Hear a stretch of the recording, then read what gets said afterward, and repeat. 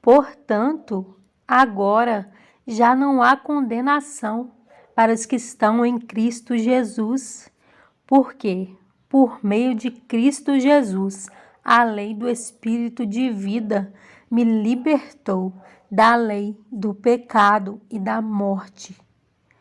Porque aquilo que a lei fora incapaz de fazer, por estar enfraquecida pela carne, Deus o fez, enviando seu próprio Filho, à semelhança do homem pecador, como oferta pelo pecado, e assim condenou o pecado na carne, a fim de que as justas exigências da lei fossem plenamente satisfeitas em nós, que não vivemos segundo a carne, mas segundo o Espírito.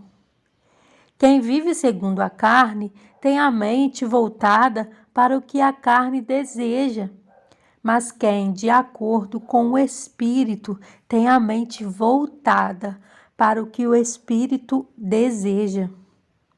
A mentalidade da carne é morte, mas a mentalidade do Espírito é vida e paz.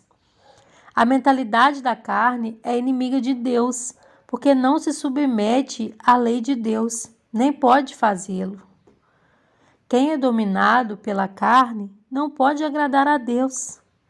Entretanto, vocês não estão sob o domínio da carne, mas do Espírito, se de fato o Espírito de Deus habita em vocês.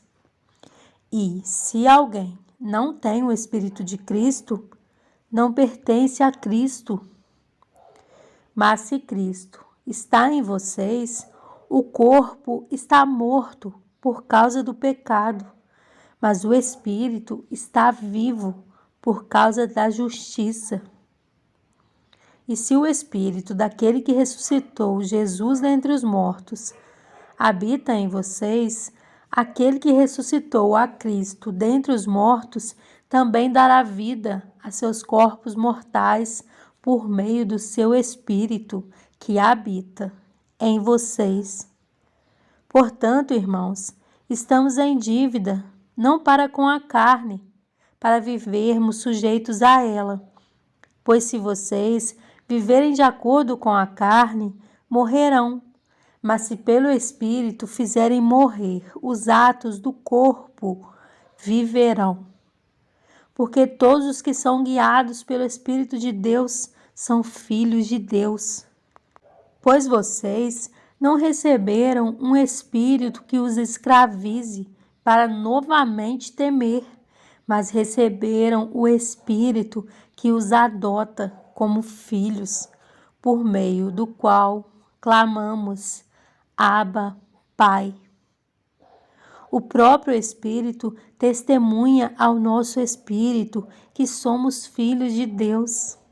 Se somos filhos de Deus, então somos herdeiros, herdeiros de Deus e co-herdeiros com Cristo. Se de fato participamos dos seus sofrimentos, para que também participemos da sua glória. Considero que os nossos sofrimentos atuais não podem ser comparados com a glória que em nós será revelada.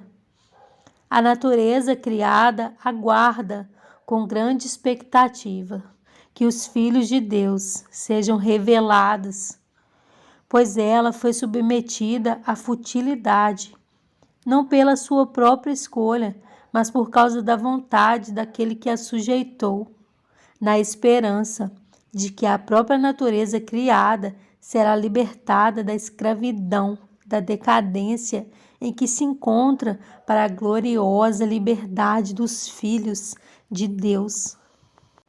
Sabemos que toda a natureza criada geme até agora, como em dores de parto. E não só isso, mas nós mesmos, que temos os primeiros frutos do Espírito, gememos interiormente, esperando ansiosamente nossa adoção como filhos, a redenção do nosso corpo, pois nessa esperança fomos salvos. Mas esperança que se vê não é esperança. Quem espera por aquilo que está vendo? Mas se esperamos o que ainda não vemos, aguardamo-lo pacientemente. Da mesma forma, o Espírito nos ajuda em nossa fraqueza, pois não sabemos como orar, mas o próprio Espírito intercede por nós com gemidos inexprimíveis. E aquele que sonda os corações conhece a intenção do Espírito, porque o Espírito intercede pelos santos de acordo com a vontade de Deus. Sabemos que Deus age em todas as coisas para o bem daqueles que o amam, dos que foram chamados de acordo com o seu propósito. Pois aqueles que de antemão conheceu, também os predestinou para serem conformes à imagem de seu Filho, a fim de que ele seja o primogênito entre muitos irmãos. E aos que predestinou, também chamou. Aos que chamou, também justificou. Aos que justificou, também glorificou. Que diremos, pois, diante dessas coisas? Se Deus é por nós, quem será contra nós? Aquele que não poupou a seu próprio Filho, mas o entregou por todos nós, como não nos dará juntamente com ele e de graça todas as coisas? Quem fará alguma acusação contra os escolhidos de Deus? É Deus quem os justifica. Quem os condenará? Foi Cristo Jesus que morreu e mais, que ressuscitou e está à direita de Deus e também intercede por nós. Quem nos separará do amor de Cristo? Será tribulação, ou angústia, ou perseguição, ou fome, ou nudez, ou perigo, ou espada. Como está escrito, por amor de ti, enfrentamos a morte todos os dias. Somos considerados como ovelhas destinadas ao matadouro.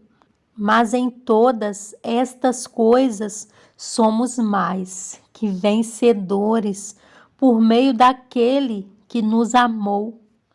Pois estou convencido de que nem a morte, nem vida, nem anjos, nem demônios, nem o presente, nem o futuro, nem quaisquer poderes, nem altura, nem profundidade, nem qualquer outra coisa na criação será capaz de nos separar do amor de Deus que está em Cristo Jesus, nosso Senhor.